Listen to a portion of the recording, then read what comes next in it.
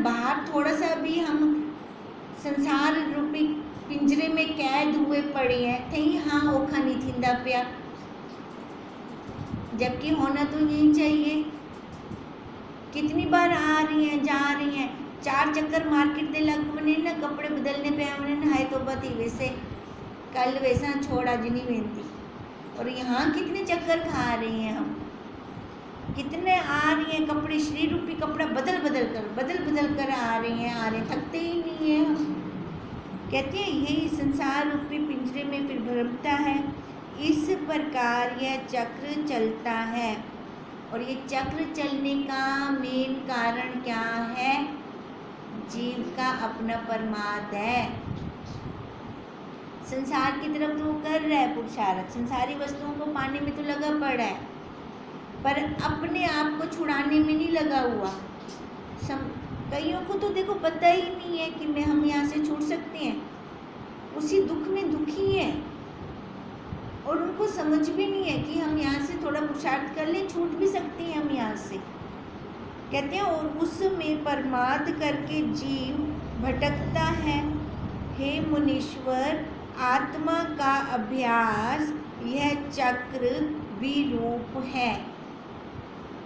आत्मा से उलट है ना ये वाला चक्र, वो मिलेगी हमें कहाँ? अंतर्मुख वृत्ति करने पर। और निकल गए हम कहाँ? बहिर्मुख, बाहर की तरफ। तब भी कहा कि आत्मा का अभ्यास यह चक्र विरूप है, उल्टा चक्र चल पड़ा ना हमारा। जैसे स्वप्नपुर में जो नाना प्रकार के पदार्थ भासित होते हैं वे वास्तव में कुछ नहीं हैं, पर यहाँ तो पदार्थों में मोह उमड़ आया, ये भी मेरा, ये भी मेरा, ये भी मेरा, सारे ही मेरे। कहते हैं स्वप्न में जो पदार्थ, स्वप्न भी तो देखते हैं ना, उन स्वप्न वाले पदार्थों को तो नहीं कहते ही मेरा। मान लो स्वप्न में कोई सेठ मेरे को पैसे दे जाए, या मैं उसको देने चली जाऊं स्वप्न के अंदर, तो उससे मांगने जाऊंगी? कभी नहीं मांगने जाऊंगी ना उससे, क्योंकि हमें पक्की दृढ़ता है ये तो स्वप्न था। स्वप्न मतलब झूठ था, मतलब माया थी, मैंने तो दिए ही नहीं सेठ को, मैंने तो सेठ को पैसे दिए ही नहीं, वो दृढ़ता है। अब कहते हैं ये सारे स्वप्न क्यों नहीं बनते? ये सारा स्वप्न है। इस स्वप्न को ऐसे इसको मान लेना हम स्वप्न, तो यहाँ पे भी पदार्थों में दृढ़ता नहीं रहेगी, व्यवहार हो जाएगा। व्यवहार कर दो पर अंदर से पकड़ना हो हमारी। व्यवहार तो सारा होगा, आकार है तो व्यवहार है।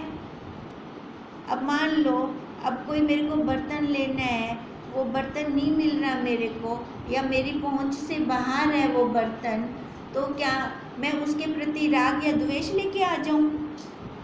नहीं ना, तो उसको वहीं पे ख़त्म कर दो, ना तो ना सही, उसके प्रति ना राग हो ना द्वेष हो। हमारा क्या होता है, हमारी पकड़ हो जाती है वहाँ पर, और यही पकड़ हमारे कर्मों में बदल जाती है, और कर्मों से हमारा चक्र चल पड़ता है। कहते हैं वास्तव में यह जगत कुछ है नहीं। वास्तव में ये जगत कुछ है ही नहीं, लगता है अब है नहीं ये जगत, अब तो लगता है हाँ, या हाल ही क्या नहीं लगता? पहले तो बहुत सच्चा और पक्का था, है ना, अब पहले से तो खत्म है ना ये। वास्तव में ये जगत कुछ है ही नहीं, तो क्या है? अध्यास। अध्यास मतलब अधूरा देखना, अधूरा देख के हमने सत्य मान लिया। अब किसी की कोई बात जाननी है, जज बन के बैठे बीच में, तो दोनों पक्षों की बात को लेंगे ना, किसी एक पक्ष की बात तो नहीं लेंगे। हमने इस जड़ की बात ले ली, साक्षी की तो ली ही नहीं, जड़ को ही लेकर उसी पे ही हमने पूरा फैसला सुना दिया, मैं माँ भी हूँ, मैं पत्नी भी हूँ, मैं बहन भी हूँ, मैं भाई भी हूँ, मैं भाभी भी, नानी दादी चाची पता नहीं क्या क्या बन के बैठ के खाली इस जड़ की बात सुनकर। अब इस जड़ में कौन कौन आ गया? ये संसार वाले जिन्होंने हमें बताया, सबसे पहले उन्होंने बताया हमें। कितने आराम से मान गए ना हम।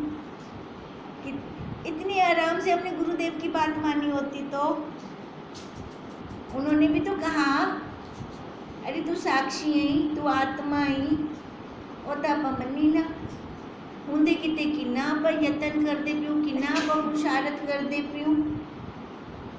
कहते हैं वास्तव में ये जगत कुछ है ही नहीं। जैसे मृग तृष्णा की नदी भरम से भासित होती है, वैसे ही ये जगत भरम से भासित होता है। कल हम कह रहे थे ना, वो बंदा देख आया कि उसे जल के नहीं, वापस आते पेड़ दे नीचे बैठ गया। अब फिर से उसको वहाँ पे फिर से वो मृग तृष्णा का जल दिख रहा है, उठ के नहीं जाएगा? कभी नहीं जाएगा उठ के। पक्की दृढ़ता होगी कि वहाँ है ही नहीं। हमें भी हो ऐसी दृढ़ता। पानी बन रहा है ना, अच्छी बात है। पहले बर्फ जैसे ठोस था ये संसार, अब तरल अवस्था में आ गया। तरल से भी वाष्पीभूत हो जाए। वाष्पीभूत मतलब ये मेरी प्रारब्ध है, मेरे कर्मों का लेन देन है, इनके साथ ताना बाना तभी इकट्ठे हुआ, मेरा कर्मों का लेन देन का संबंध है। ये खत्म यही हो जाए। अगो बुलाना हमें चाहिए ना गो। हाँ, तो फिर उसके लिए यही ख़त्म करना पड़ेगा हमें। अब उसके लिए ख़त्म करने के लिए क्या है कि न राग हो न द्वेष हो, उपराम हो जाए, हम सभी से उपराम हो जाए। जैसे कह रहे थे ना, वो मेंढक कुएं से छलांग लगाए तभी वो समुद्र में जा पाएगा, नहीं तो समुद्र की तो उसको आबो हवा का ही नहीं पता। उसी जल में घूम के वो तृप्त हो रहा है। कहीं हमारा कुछ ऐसे हाल ना हो जाए। अब इस आबो हवा से छलांग लगानी है।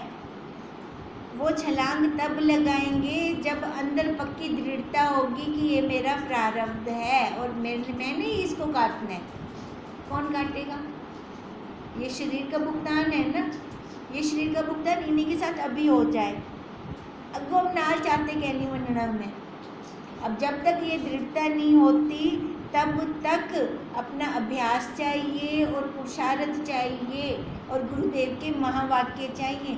फिर लगेगा कि ये संसार मृग तृष्णावत है।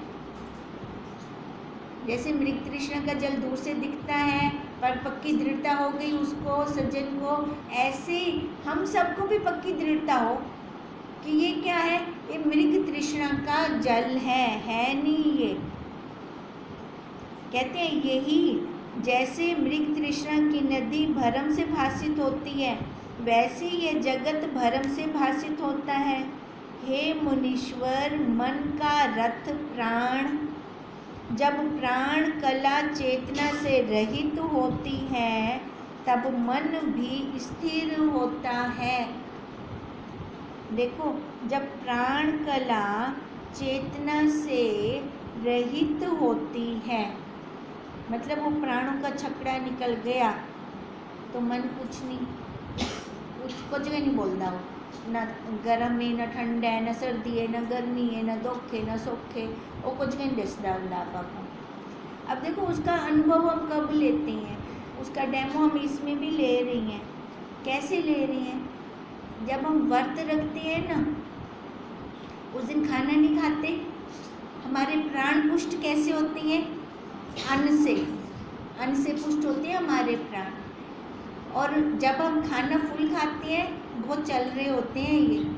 और चलने का क्या मतलब है? संकल्प विकल्प, आ रहे हैं जा रहे हैं, आ रहे हैं जा रहे हैं। और जिस दिन हम खाना नहीं खाते, हमारा व्रत होता है, उस दिन ये इतने नहीं चलते। जरा करण वाला काम भी होता है ना, छोड़ कल कर देसा, होते हैं ऐसे। अब देखो, अभी ये जागृत अवस्था में हम उसका डेमो लेते हैं, ये वाला। अब ये सारी ध्वनि कहाँ से चल रही है?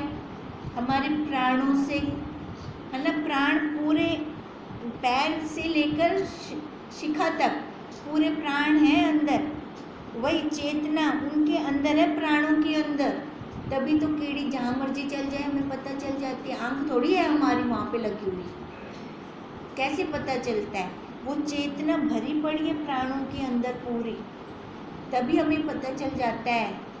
अब इसलिए वो कह रही हैं कि मन का रथ प्राण, जब प्राण कला चेतना से रहित होती है तब मन स्थिर हो जाता है, और मन के स्थिर होने पर मन का मनन भी शांत हो जाता है। उसमें बोलते हैं ना बापूजी, लघु भोजनम, कम भोजन खाना चाहिए, एकांत वासनम लघु भोजनम, एकांत में ज़्यादा रहें और लघु भोजन करें। लघु भोजन का मतलब क्या? मतलब फ्रूट लें, तरल पदार्थ लें भी, ये प्राण तो पुष्ट करनी है ना, मतलब वो चलते रहें, उनको पेट्रोल मिलता रहे। पर अन्न में विकार बहुत हैं, सबसे ज़्यादा अन्न गेहूँ, कणक के अंदर विकार बहुत हैं, और वहाँ से हमारा मन भी उथल पुथल बहुत मचाता है। तभी गुरुदेव ने पहले ही वो कह दिया, एकांत वासनम लघु भोजनम। जो साधक साधना करना चाहता है उसको ये वाला नियम पालना पड़ेगा, इस नियम की पालन उसको करनी पड़ेगी, तब जाके उसकी साधना में वृत्ति रुकेगी। अब साधना में वृत्ति रुकना मतलब फालतू के संकल्प विकल्पों का ना चलना, तब जाके वो आपको भी बापूजी की जीवनी याद होगी। बापूजी खाली मूंग खा के 7 साल रहे हैं, कोई उन्होंने और नहीं लिया, वो भी कच्चे पक्के बना लेते थे कि मेरे को टाइम ना मेरा वेस्ट हो। अब क्यों किया उन्होंने? क्योंकि वो कुछ करना चाह रहे थे, और वो करना भी हमारे लिए ही चाह रहे थे। अब हमें समझ आ रहा है ना, उन्होंने जितना तप किया, तपस्या की, जितना प्राप्त किया, किसके लिए किया? लुटा तो हमें रही हैं दोनों हाथों से, अपने पास तो उन्होंने नहीं रखा। अब देखो वो हमारे लिए पीछे चिन्ह छोड़ गए, जिन जिन कदमों पे वो चले ना, निशान छोड़ गए हमारे लिए, ताकि हम भी उन पर चलकर वैसी ही साधना करके हम अपने स्वरूप को प्राप्त हो। क्योंकि वो तो सबके पास है, ऐसा तो नहीं कि मेरे पास है आपके पास नहीं, या बापूजी के पास है हमारे पास नहीं, उसने भेदभाव किया हो किसी से, है ऐसा नहीं। पर जो पुरुषार्थ करेगा वो पालेगा। जो अपने मन को एक घोड़ा भी बोलते हैं, है ना, इसकी लगाम जो खींच के रखेगा वो पा जाएगा अपने स्वरूप को। तो वही अब हमें देखना है, और वैसे भी कैसे मेरे को चलना है, कौन सी युक्ति अपनाकर। अब युक्तियाँ हमारे पास बहुत हैं, जड़ी युक्ति साकू समझ हम दिए और जड़ी युक्ति नाल असा चल सकदो, असा हुआ युक्ति अपना के कुछ सो मंजिल ते पहुँचेंगे हम वहीं पर ही, पर युक्तियों को अपनाना पड़ेगा। तभी कृष्ण जी ने बोला ना, नहीं ज्ञान अयुक्तों को। ओम।